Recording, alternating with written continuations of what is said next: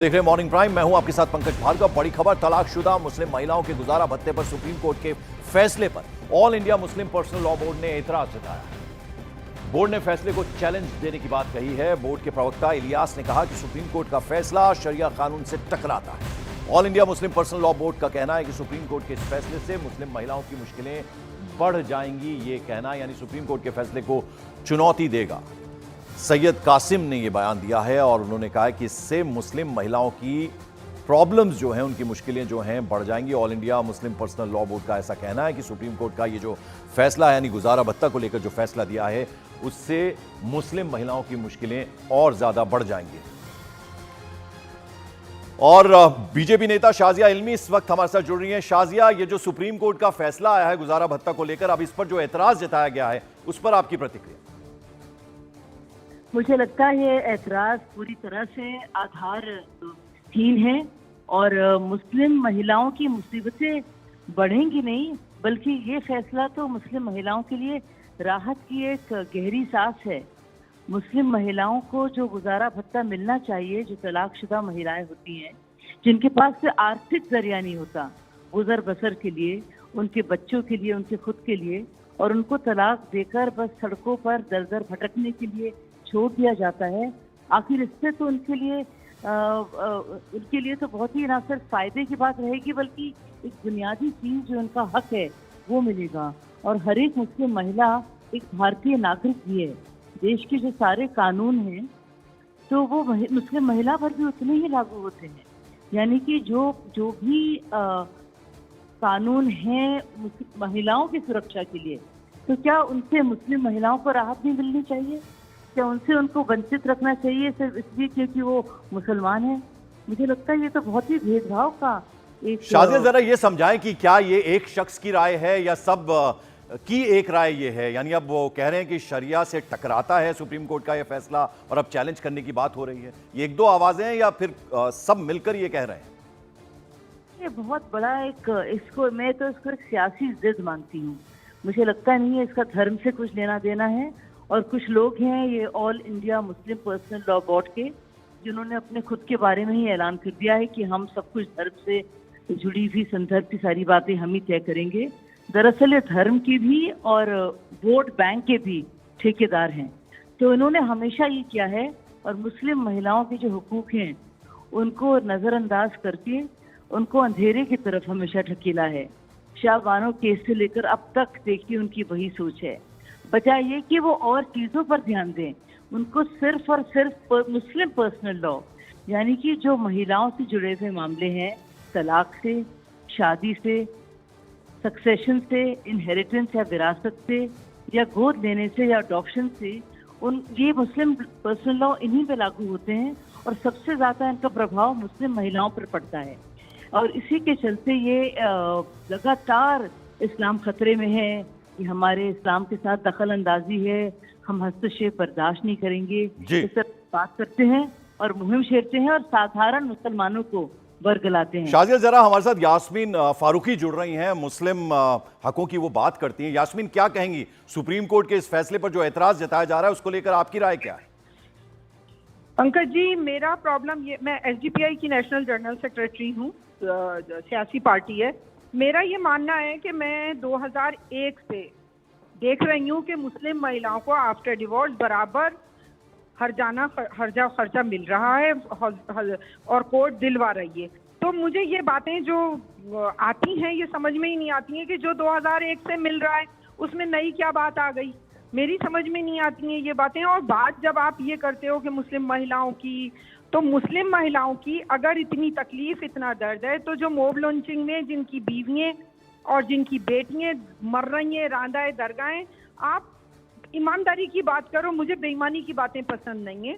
आप ट्राइबल की बात नहीं करते हो, वहाँ क्या हो रहा है, महिलाओं के साथ कितनी ज्यादतियाँ हो रही हैं, उसमें ना झगड़े निपटाए जा रहे हैं, बेची जा रही हैं, मतलब वो सारी बातें एक तरफ। शाजिया, आप यास्मीन को सुन रही हो, कह रही है नई बात क्या है इसमें? जरा जवाब दीजिए उनको। देखिए, मैं बता देती हूँ नई बात क्या है। तेलंगाना कोर्ट में मुझे मालूम है वो आई थी जिसमें एक नहीं मुझे बोलने दीजिए। यास्मीन जरा वन टू वन एक करके बात करेंगे। जरा सुन लीजिए अब शाजिया का जवाब, फिर मैं आपके पास आऊंगा। शाजिया बोलिए। अगर यास्मीन आपा की बात सही होती तो इतनी महिलाएं शाहबानों से लेकर शायरा बानों से लेकर अभी ये तेलंगाना का जो मामला है कोर्ट में नहीं जाती। जाहिर है कुछ कमी है, इसीलिए औरतें अलग अलग अदालतों में, अलग अलग शहरों में, अलग अलग जगह जा रही हैं और अपनी आप बीती सुना रही हैं और इंसाफ की गुहार कर रही हैं। अगर सब कुछ ठीक होता तो और यास्मीन आपा भी जानती हैं बेईमानी की बात नहीं करनी चाहिए। हम सब जानते हैं कि उनको नहीं मिलता है गुजारा भत्ता। हम सब जानते हैं हमारे घरों में किस तरह से ये औरतें आती हैं और लगातार दरकार लगाती हैं कि कुछ हमारी मदद हो जाए। हमारे शौहरों ने हमें छोड़ दिया है। तो ईमानदारी की बात करना चाहिए, सियासी बात नहीं करना चाहिए। ये मामला हमारी मुस्लिम बहनाओं यास्मीन, आप सियासी बात कह रही हैं, आप ये सियासी बात कर रही हैं। जरा अब आपकी राय जानना चाहेंगे हम। पंकज, मैंने 10 साल फैमिली कोर्ट में as a counsellor, government counsellor काम किया है और आपको मैं ये 100% क्या 100.10% श्योरिटी से कह रही हूँ कि जो भी मुस्लिम महिला कोर्ट गई है उसे खर्चा मिला है। और ये जो मैटर तेलंगाना का बता रही हैं, इसको थोड़ा क्लियर कर दूं मैं, मुझे 2 मिनट का टाइम जरूर दीजिएगा, क्योंकि ये एक आदमी ने ऐतराज किया कि मैं नहीं दे रहा क्योंकि शरन जायज नहीं है। वो गया है कोर्ट, महिला को कोर्ट जाने की जरूरत नहीं पड़ी। और आप कहें तो मैं 1 लाख फाइलें जयपुर से फैमिली कोर्ट से निकलवा के आपको दिखा दूं जिसमें मुस्लिम महिलाओं को हर्जा खर्चा मिला है। और अगर आप ये बात करती हैं कि कोर्ट नहीं जाती, तो अगर चाहे वो हिंदू महिला हो, चाहे क्रिश्चियन महिला हो, चाहे कोई सी भी महिला हो, अगर कोर्ट नहीं जाएगी तो कोई उसे हर्जा खर्चा घर बैठे नहीं देगा। कोर्ट ही खर्चा बांटता है। और अगर कोई भी ये बात कह रहा है तो बिल्कुल गलत कह रहा है कि मुस्लिम महिला को हर्जा खर्चा नहीं मिलता। ठीक है, एक सवाल मेरा भी था शाजिया, इससे पहले कि आप जवाब दें, यास्मीन जरा ये बताइएगा कि सुप्रीम कोर्ट तो देखिए सर्वोच्च अदालत है ना, अगर उसने कोई फैसला दिया है तो बहुत सोच समझ के दिया होगा, तो इसमें टकराव कैसा है? पंकज, ये घुमाना है। जो चीज 2001 से मिल रही है, अगर आ भी गया है तो उससे क्या फर्क पड़ रहा है, और नहीं आएगा तो उससे क्या फर्क पड़ेगा। 2001 से मुस्लिम महिलाएं खर्चा ले रही हैं, मुसलसिल ले रही, और ये मैं 100.10% श्योरिटी से कह रही हूँ। शाजिया, अब चलिए अब शाजिया का जवाब लेते हैं। शाजिया वो ये कह रही हैं कि कोई नई बात नहीं है, 2001, वो बार बार 2001 का हवाला दे रही हैं। वो कह रही हैं कि 110% वो इस बात से इत्तेफाक रखती हैं कि ये सच है। बिल्कुल ये सच है। औरतों को जाना पड़ रहा है कोर्ट, यानी कि उनको शरिया के जरिए पैसे नहीं मिल रहे हैं। यही तो बात मैं भी कह रही हूँ, यही तो बात सुप्रीम कोर्ट कह रहा है, यही तो मैं बार बार कह रही हूँ कि मुस्लिम महिलाओं को कोर्ट जाना पड़ेगा क्योंकि शरिया काफी नहीं है उसमें। और इसी के बिना पर तो ये all India Muslim personal law board के जो मेंबर हैं ये कर रहे हैं कि मुस्लिम महिलाओं को कोर्ट ही नहीं जाना चाहिए, शरिया के तहत उन्हें गुजारा भत्ता ही नहीं मिलना चाहिए। यास्मीन आपा, आपने तो ऐसी दलील दी कि मेरी बात बिल्कुल सही साबित हो गई, बहुत बहुत शुक्रिया। यही तो मैं भी कह रही हूँ कि अदालत में जाना पड़ रहा है, और ये नहीं कि अदालत में जाना उनके लिए जरूरी है, और अदालत जो कहती है वही जो है सर्वोपरि है, वही सबसे जरूरी है, वही कानून प्रिवेल करेगा, ना कि शरिया मुस्लिम पर्सनल लॉ के लिए, खासतौर से औरतों के लिए। देखिए हमारे मुसलमान मर्द और महिलाएं सारी जी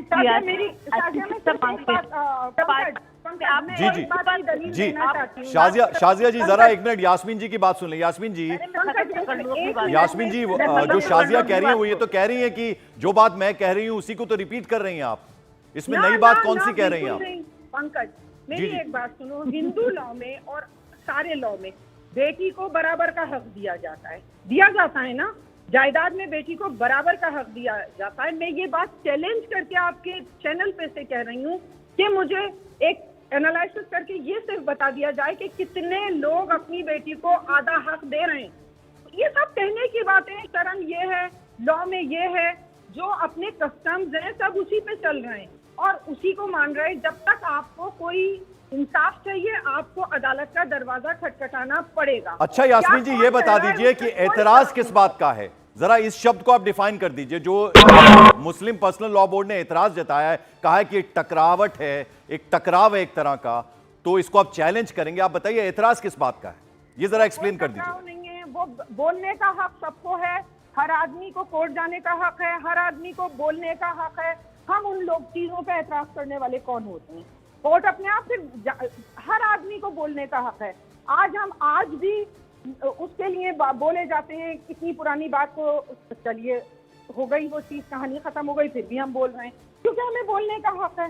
कौन सी बानो थी वो जो भी थी उसमें, फिर भी हम आज बोल रहे हैं। बिल्किस बानो की बात भी लोग बोल रहे हैं उसके साथ, तो बोलने का हिंदू संविधान। अच्छा, कुछ लोग बहुत अच्छी, मैं एक आज बहुत जवाब आपके पंकज जी को देना चाहूंगी। लोग हवाला ये देते हैं हमारे पास चैनल पे बैठ के कि फिर है ना शरण हाथ काट दो तो हाथ कटवाते क्यों नहीं है मुसलमान, उस पर शरे पे बात क्यों नहीं करते हैं, चोरी काटो हो करो तो। मैं एक बहुत क्लियर आज आपके चैनल पे बात कहना चाहती हूँ। हम मुसलमान संविधान से चलते हैं, पूरी बात होने दीजिए। 30 सेकंड्स में जवाब दे दीजिए शाजिया जी, मेरे पास टाइम बहुत कम है, 30 सेकंड्स में जवाब दे दीजिए। मुझे लगता है बराबर से टाइम। देखिए, ये बात अब तय हो गई है और यास्मीन फारूकी जी ने इस बात को माना है कि औरतें कोर्ट जाना पड़ रहा है औरतों को, और इसीलिए ये जो all India Muslim personal board का ऐतराज है, मुझे लगता है उसको, उस ऐतराज को नजरअंदाज करना चाहिए। ठीक, कि बहुत ही अहमकाना उनका ऐतराज है जब औरतें। चलिए शाजिया जी, वक्त इतना ही है। बहुत बहुत शुक्रिया यास्मीन फारूकी, आप हमारे साथ जुड़ी न्यूज़ 18 इंडिया के साथ। बहुत बहुत शुक्रिया आप दोनों का।